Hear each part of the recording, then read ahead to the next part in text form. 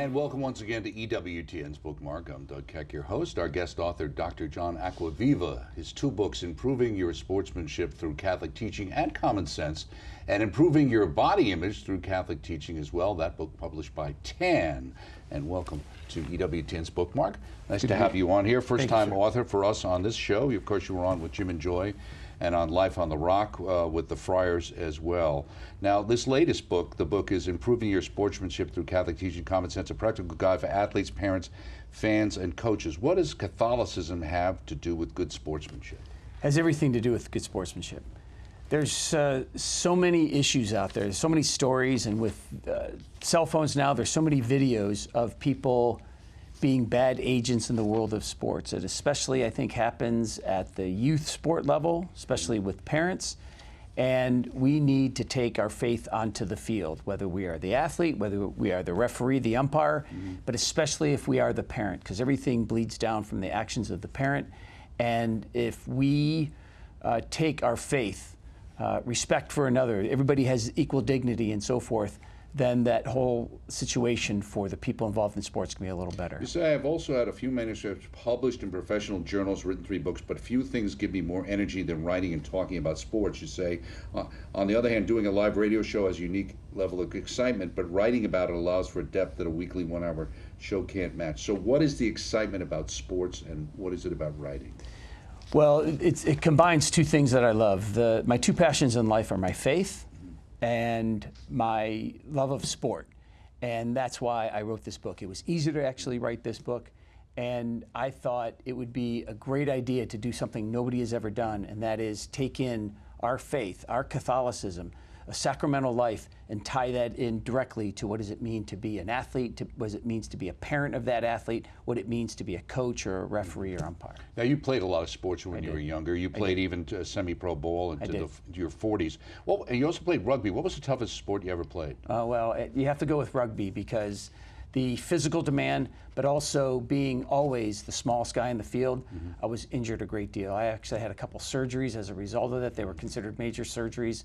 It's a really testing sport, and everybody is very big and very fast, and when they collide, there tends to be a lot of injury. But also at the same time, it's like downhill skiing, it's also exhilarating. Now, you say the idea is that you work as an exercise science professor and avid sportsman. What is an exercise science professor? What do you do and where do you teach? I teach at Wingate University. It's in Wingate, North Carolina, just outside of Charlotte, North Carolina.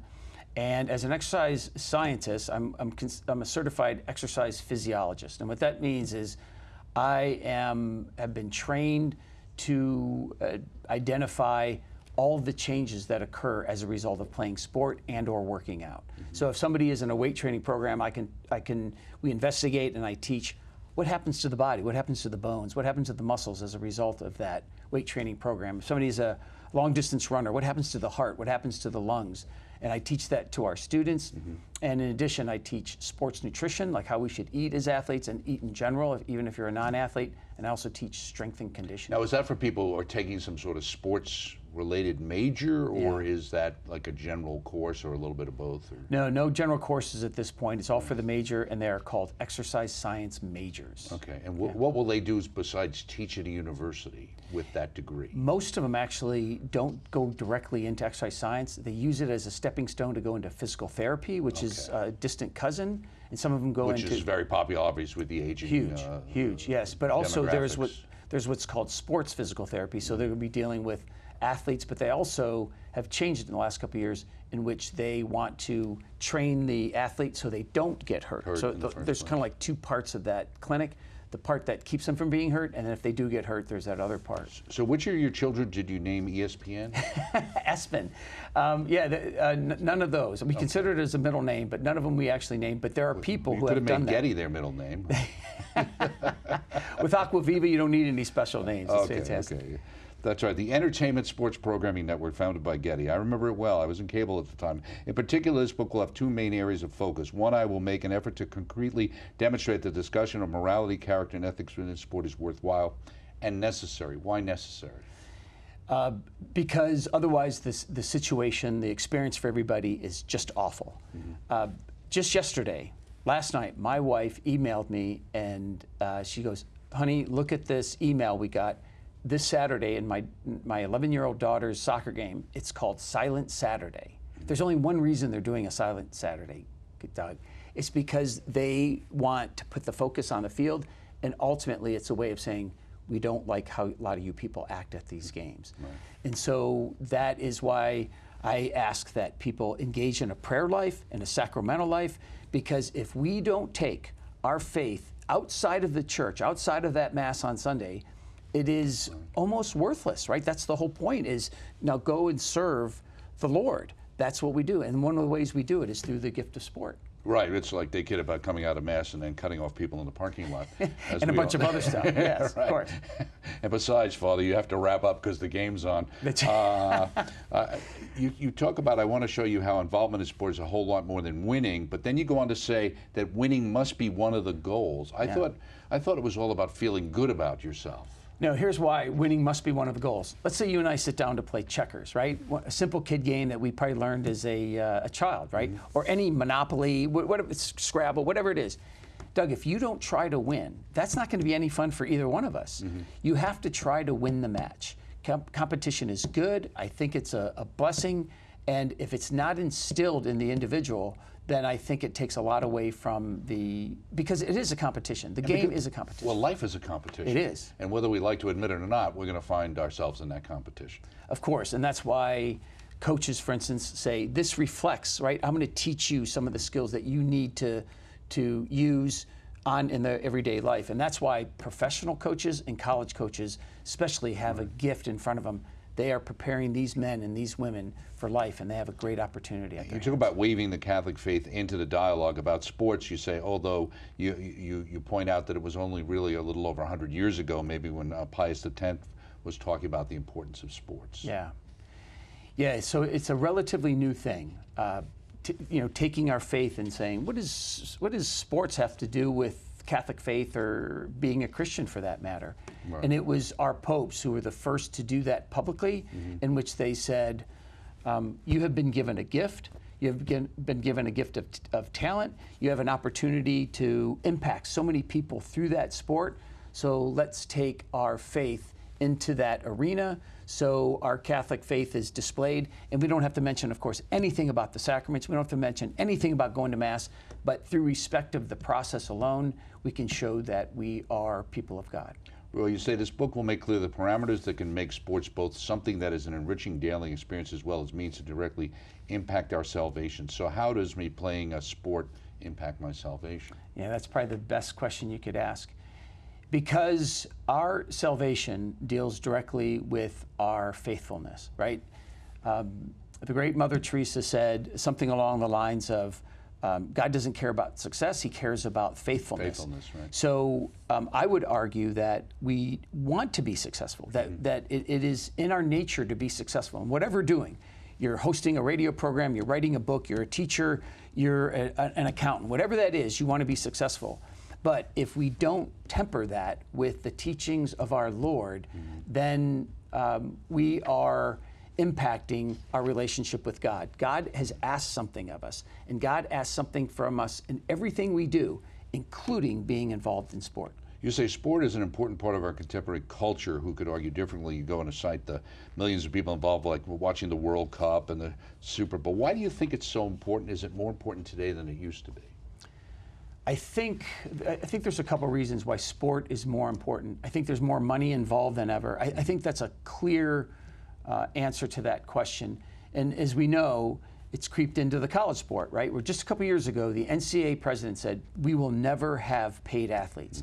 And that, from what I understand, that same president is still in place, and now he's speaking a different language, right? They allow what's called NIL, name, image, and likeness. Sure, right. And now they don't have to do anything for that money. All they have to do is sign on the dotted line, and then they can be given a salary. And sometimes it's not just in the tens of thousands, it's in the millions, some of these college students. Pro players are making... Contracts are coming for college. It has to. Yeah, and of course, the pro contracts are bigger than ever. And you know things are crazy when Lionel Messi, the great international player, turned down a contract of, I think, about $137 million per year to play in Saudi Arabia, but he turned it down. People could have played anywhere a few years ago for the largest contract, but it shows that he ultimately says, I have enough money. I don't need to sign for $137 million. Think about what that says, Duck, about our culture, that somebody is turning down a $137 million contract per year to play soccer. Right. You also talk about, some of the organizations like our friends at Catholic Athletes for Christ. Yes. We've dealt with them over the years. And you talk about coaches, sports administrators, referees, umpires, parents, and other family members must recognize their role playing sports is truly noble and, yes, a holy endeavor. Now, certainly the refs and the umpires, you kind of understand, they're doing hopefully the best they can. Yeah. Parents Seem to be getting a little over the top, maybe trying to live out too much through their own children. That's right. There's also, I guess, a sense, too, because there's a lot of, since there's more money to be made either through scholarship or directly through money, there's also, for many cases, parents who see this as a way for their kid to make a living, or at least to undercut some of the expenses they have to pick up. Of course. More than before. And so these losses or successes and their personal numbers become more important than the success of the team. You should have co-wrote this book with me. No, that's exactly true. There's more pressure than ever. And one of the things I'll put on, which is a Catholic thing, is low birth rate has added to this. This is something that people don't talk about, that people don't like to talk about, that people generally don't write about or discuss in any conversation, whether it's in a public eye or in private settings. But when you have one child or two children, it puts a great deal of emphasis on their success. They can put more money into those children or into that child, and ultimately it puts more pressure on the parents, because what that kid does is a big reflection of the parents, right? And that's, the old saying is, people are living through the success or the defeats of their children, and it hits on our pride. And of course, when our pride is hit, we often act in the opposite of in the way our Lord taught us. Like you said, with the fewer children, and in so many broken families, where you're really dealing with, a child, one or two children basically coming out of a broken marriage, and the impact of that. Now, I thought it was interesting because you talk a lot about, and I thought it well said, about the parents' roles, especially on putting pressure, and quite honestly, the poor sportsmanship and outrageous behavior that's gone on. But you talk about a Facebook page I never heard of called Offside. Yeah. What's that?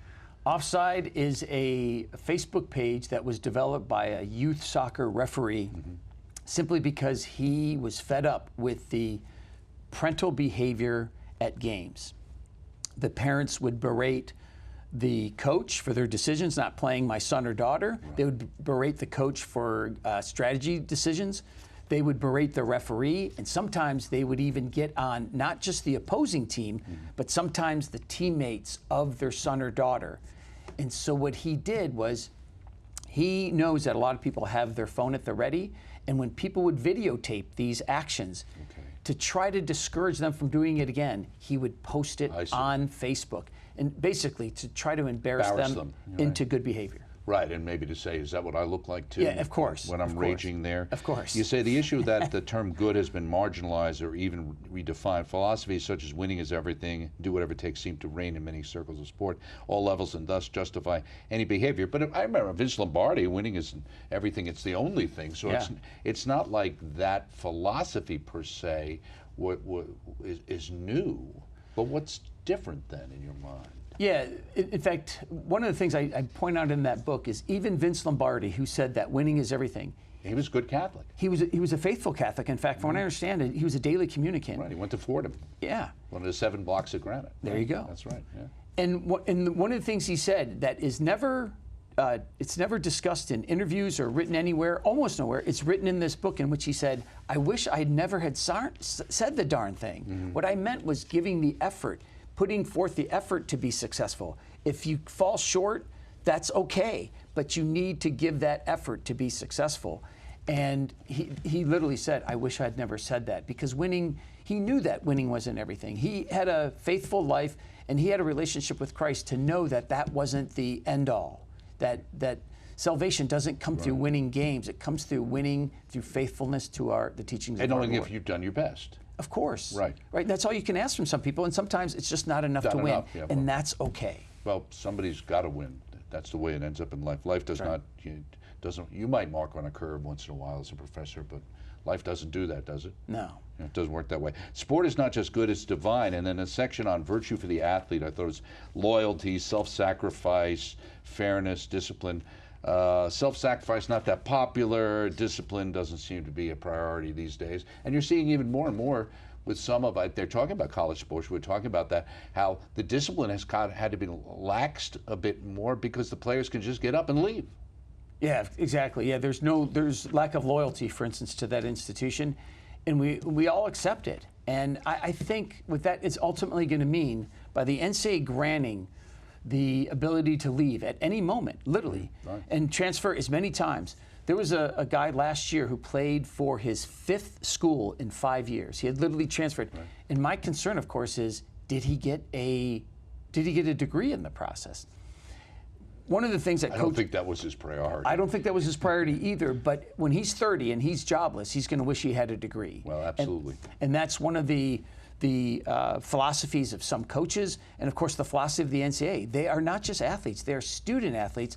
I could write a book on that alone, on where the NCAA has gone wrong. Are there student athletes anymore? There are, in At fact. At least in the top division? There are still some of them. There's no question about it, right, that it's kind of like the junior high kid that everybody always thinks the junior high kid is just a smart aleck 14-year-old that spends all day on their, but no, there are some really good kids that serve their communities, that aren't addicted to cell phones and aren't addicted to the bad things in our culture. And it's the same thing. Mm-hmm. But remember, there's 2,900 four-year schools out there, and almost all of them have some sports program, and most of them are vying for giving effort, staying disciplined to get that degree because they know that's the greater end. Right, absolutely. We got the college quarterback, UNLV or whichever school it was, yeah, UNLV. Played 3 games or something and decided the NIL wasn't enough, decided to leave the team. So well, in fairness, they promised him $100,000 and they gave him $20,000. Yeah, and no, there I'm was not no, saying he didn't yeah. ever, but just the fact that that's even an issue right. anymore. We wouldn't even have thought of this 5 years ago. Virtue for the coach. You talk about a baseball coach, like yelling out to let the ball go and stuff like that, Yeah. and these kind of like sneaky little things. Oh, yeah. And you say the purpose of this discussion is to surface how the adults involved in sports are disingenuous. What do you mean they're disingenuous? Well, if somebody put a microphone in front of them from the local newspaper or television station, they'd say, "Why are you doing this?" And I'm like, "Well, we're doing this for the kids. We're doing this because we want to have them have a good experience. We want to teach them some lessons in life that are going to be translatable from being on the field to being in high school and beyond and so forth in the workforce." And then ultimately they're doing whatever they can, and they're slighting the rules or specifically cheating the rules of the game so they can, to their advantage, to try to win the game. Right, and there's all kinds of examples. Right, and when you get into high school coaches, certainly in the Southeast and things like that, those are big money jobs too for high school coaches. In Chapter 4, you talk about the Bishop of Detroit, where you're originally from, Alan Vigneron, who talked about the fact that CYO shouldn't be playing on Sundays. Gee, what a surprise, I remember. And of course, the Detroit sports writer, Catholic father, said that was idiotic to do that. But you make the point that we need to stay in our lane. You say, let's create a new saying: coaches teach, players play, and parents cheer and pay. That sounds like it's from the 1950s. That's a throwback. That is a throwback, but I would argue for several more chapters that is the role, at least the overhead view of that parents have their roles, and once they say yes to that person to volunteer, if that person decides to take that whistle, Doug, that person decides to take that clipboard and spend all this time, everything from emailing, coordinating the schedule, working with referees, training those kids, even though they're not paid, they deserve the right to make decisions, right or wrong. If it's a moral thing, that's a different issue. But if it's decisions that they're making to play this kid and not kid, to run this offense and not that offense, they are given the right to do that. It's just something that should be accepted in our culture, and the parents too many times overstep their bounds and say, "Here's how you need to coach," and that's not fair to that coach. You say, don't hesitate to pull a kid from a team for the right reasons. What would be an example of the right reasons?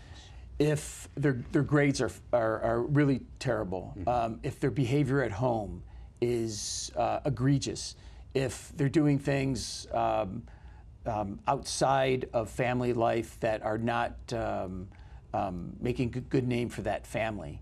And I think to a degree, it's like a last, it's a final movement on the way of the parent. but know that the parents should have some say in that, and that could be a way to set them back on the path. Okay, improving your sportsmanship through Catholic teaching and common sense. Second book we'll touch on in the closing minutes, improving your body image through Catholic teaching, how theology of the body and other church writings can transform your life. Now this book is about what, 4 or 5 years old now? Yeah, the second version is, it's a new version. Okay, so why did you decide to write a book about body image? In my field, we talk a lot about the body. That's all we talk about, right? And being an advisor, every college professor advises students as well. And that allows you to get a good relationship, especially with some of the students who may relate to you. For instance, they're Catholic, they come from the same part of the country you are, they have the same sports team, whatever the case is that draws them to you and draws you to the student. And one of the things about that relationship, Doug, is over the years, my 20+ years as a professor, a lot of people, especially women, have shared with me that they struggle with body image, that they don't like the way they look, they don't like the way that they're perceived by others. They look in the mirror and they see something less than perfect or beautiful, and it brings stress to them. And over the years, I've read a lot of articles, even books on body image, but it was remiss because they never brought in the spiritual aspect. Okay. And do you think, most would tend to think, and I'm wondering if you would agree, that certainly the internet and things like that have just made that worse, right? It's made it awful. The social media, it's something that we do, which is a good thing. In other words, we have to choose to go to it. But yeah, social media sites, everything from TikTok to Instagram, have played a major role here. By the way, nobody has decided which one has the biggest piece of that puzzle, but that certainly, in my mind, would be the biggest piece of that puzzle. Well, you say here, the media has convinced us that we can be physically perfect, and as a result, many have preoccupation with appearance. More importantly, they think their body lacks beauty or relevance unless they are found attractive, sexually lean, or all three, and they desire to cure their body of imperfections. And obviously, you see it today with eating disorders and cosmetic surgery, steroid use by non-athletes, et cetera, like that. And these poor people don't realize that what they see on Instagram is not real. Of course. The most interesting story I tell in that book is when an editor of a magazine, a monthly magazine, came in to talk to my students in a body image class that I was teaching. And she told them how, at the time, it was new, how Adobe Photoshop worked. And she showed the before and after pictures of several people, like, for instance, this one, beautiful woman naturally, but she was probably around 45, and she had wrinkles, and she had blemishes on her hands, and they showed her, this woman, this editor showed her the before and after that whole conversation, a student in the back, with tears in her eyes, say, "Why do they do that to us?" And she said, "It's just part of this profession, that we want to convey that this person, that you can actually look perfect through the use of this shampoo, the use of this whatever product they can whatever get you, product right? it is. It's going to make you happy. It's going to make you That's beautiful. That's it's gonna, right. And then therefore you're going to be content. expanding on all these wonderful vacations of people's pictures. That's why sometimes when you see the scam photo and people have this thing, here I am, my beautiful, and then they show you they're standing on outside their house or something. That's right, of course. And it making it look like something's going on. You said, like any teacher, I gained a great deal of insight on this topic. What changed most was my compassion towards the students. How so? Well, they would not only be vulnerable enough to share this story, but you could see the pain that they had as they were saying this. Sometimes tears would be coming out. They would literally sometimes close my door off. For obvious reason, I like to keep the door at least ajar, but sometimes they would close the door, and for the first time in their life, I could tell they were sharing this pain, right? This obsession, and it really was paralyzing to some of them. And the irony, Doug, was some of the people sitting in front of me were some of the most pretty people on campus, right? Both handsome and or pretty, and it happens to them all. Right. You say in the opening chapters, part 1, there'll be a discussion of broad scope of body image crisis, and then in the final 2 chapters, you make a sincere attempt at offering an answer to the problem. So give us a perspective on a little idea of what some of those answers might be. The answer lies in seeing our body as a great tool. And the example I like to give is Mass. If you were to watch a tape of somebody at daily Mass or at Sunday Mass, and you sped up that video, it would look like they're doing aerobics, right? Because we sit, we stand, we kneel, we sit, we stand, we kneel. And the fact that we can kneel, which is the most reverent position the human body can take, the fact that we can do that we should be thankful for. And when we turn our thoughts toward what can our body do for us rather than how imperfect it is, we're on that road to healthy behavior. Right, you say here, our faith is not designed to erase or ease life's challenges, including those that occur from a negative body image, but the faith is here to lift us up when those challenges occur. Of course. Those challenges are going to be there all the time. Right. And one of the things, like for high school students, where I mentioned that social media, movies, TV, all that stuff, we have to go to it. But the one thing that comes to us daily, Doug, for the high schooler or for even people just in the workplace, are other people that we see, especially if they dress immodestly, especially if they are young and attractive, and they raise the bar for everybody. In other words, I haven't gone to that. That thing has come to me. And I think through a prayer life and putting things in perspective can ease those situations that we... Well, there's a couple of interesting chapters for people who want to pick up the book. One of them, did Eve think she was too fat? Another one is, would Adam have taken steroids? So you have to check that out to find out the answer for those questions. Thank you so much. Thank you, John. Doug. John Acquaviva, 2 books, Improving Your Sportsmanship Through Catholic Teaching and Common Sense, and Improving Your Body Image Through Catholic Teaching, both available through the EWTN Religious Catalog. EWTNRC.com for all things Catholic. Thanks for joining us. We shall see you next time right here on Bookmark. Thanks.